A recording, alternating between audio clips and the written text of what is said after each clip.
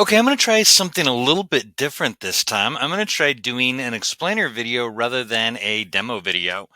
So, y'all have to let me know if this is something worthwhile and helpful for you. All right, so I want to take a look at an overview of Cisco access control lists. And we've got a couple of other videos on this channel already talking about how to apply and create access control lists, but I also wanted to go over the theory of them a little bit. So that's what this is going to be about. Now, the purpose of ACLs, Cisco gives you several of them. I'm going to kind of group them down into two. So the first one is this. We use ACLs or access control lists to control network traffic for either security or performance. Now, this is their primary use. We use them to filter that traffic incoming, outgoing, whichever way we need to filter it. We'll talk about that in a second. But we'll filter that traffic for security or performance. And here's how this works. I can limit unwanted traffic on the network, and by blocking that traffic, I can improve network performance. So let's say, for example, I wanted to block video traffic. Well, I can use something to block that streaming video traffic, which then leaves more bandwidth available for other things, which improves my network performance. So that's one reason to do it. But the other reason to do it is it provides us a basic level of network security. So I can filter traffic, block traffic to specific ports, or allow traffic to specific ports or devices. And by doing that, I get a basic level of network security. Now, it's not perfect. It's not the only thing you will need for network security, but it is a foundational aspect of network security. Access control lists, by the way, can be applied to Cisco routers. They can be applied to firewalls. In fact, pretty much every firewall, software or hardware, works off of the idea of access control lists.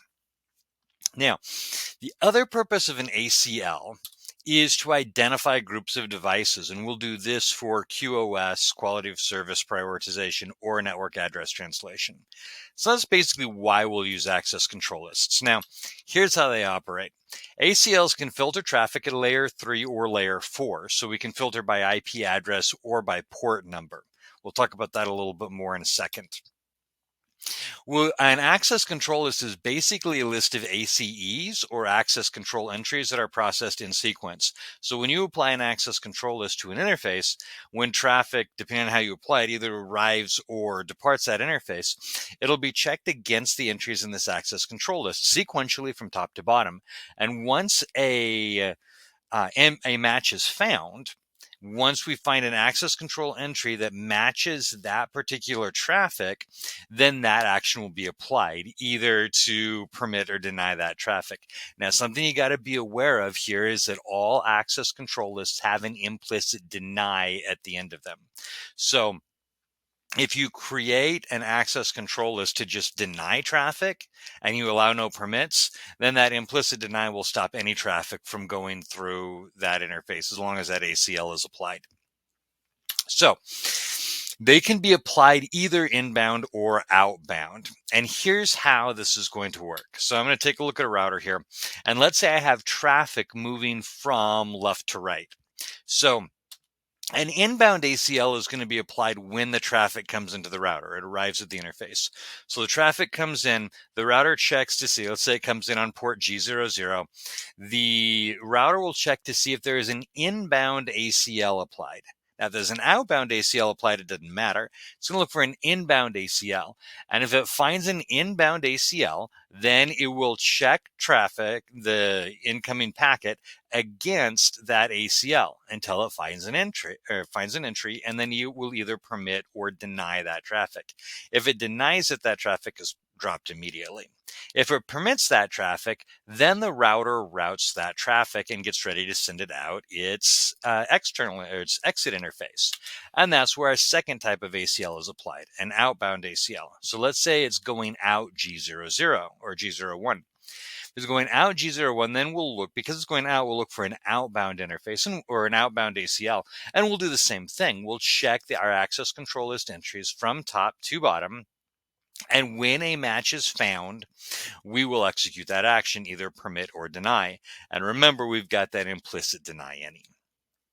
Okay, now we have a couple of types of ACLs, and we can group them two different ways. So the first way I'm going to group them is by capability. So we have a standard access control list, which filters by source IP address only. Now, we'll sometimes use this to identify groups of devices for network address translation or QoS. We'll use them if we want to block an IP address in its entirety, an address or range from a portion of the network. We can use a standard ACL. We'll use standard ACLs to control who's allowed to telnet or SSH to our devices. So we we use this to filter by source IP address only.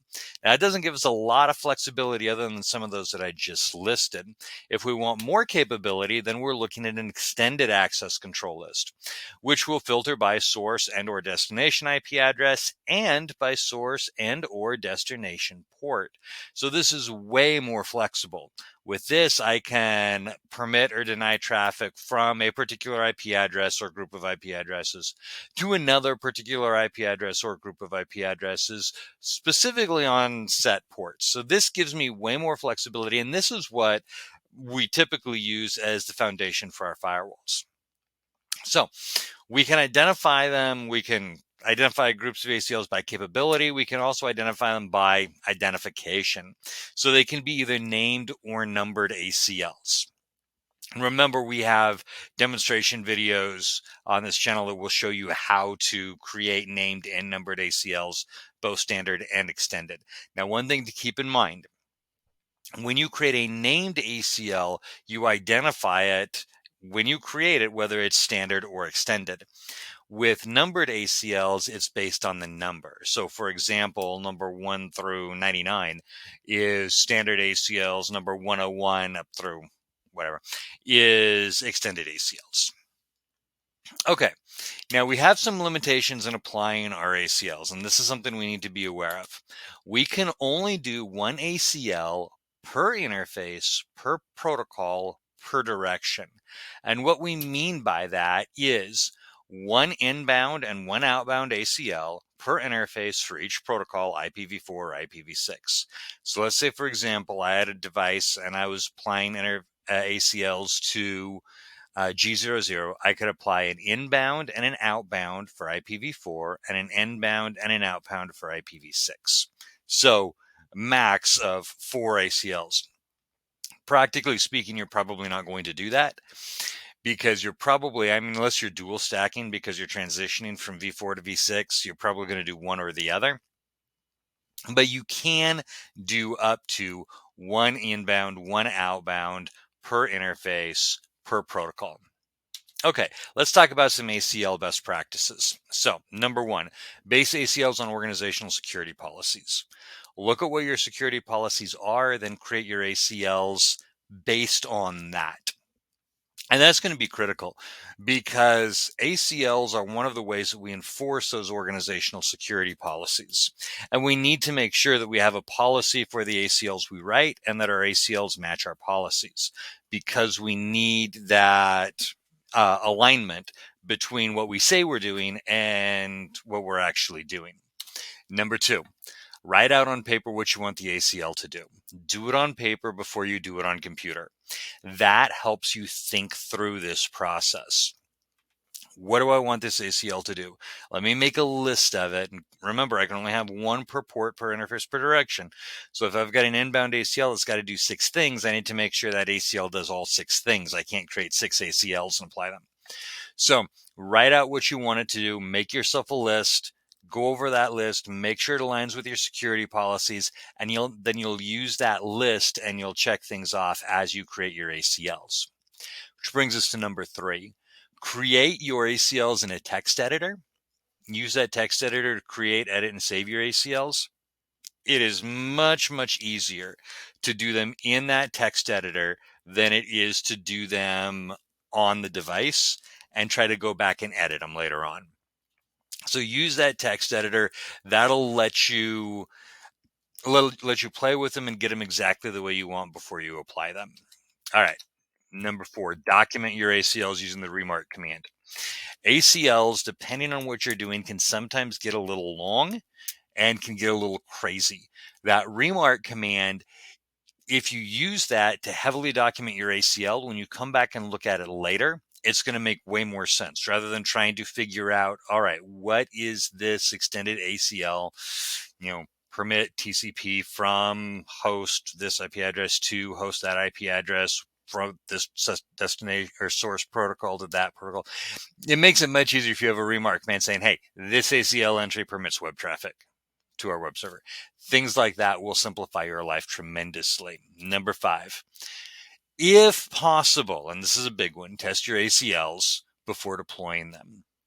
Now, that's sometimes a little challenging, right? Because we don't have, a spare network laying around all the time.